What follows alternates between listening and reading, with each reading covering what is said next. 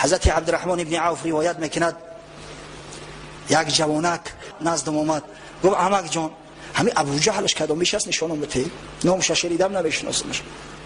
میگه گفتم بچه جان چیکار میکنی تا ابو جهل؟ گفت من با خدای بزرگ عهد کردم که اگر ابو جهل ببینم یا قتلش میکنم یا کشته میشم. یک نفره که دیگه با از بی پهلو اومد عمک جان همین ابو جهلش کدومیش باشه نشان ده.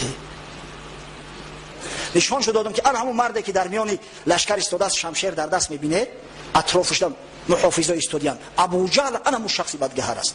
میگه مثل شیر نر غران رفتن یک دم پس بعد که ابو جهل مثل یک درختی خشک شده ولی چپگردانش کردن از دور نگاه دارم میگه کارش بود کردند نزد رسول الله صلی الله علیه و سلم اومدن گفتن یا رسول الله ابو جهل کشته.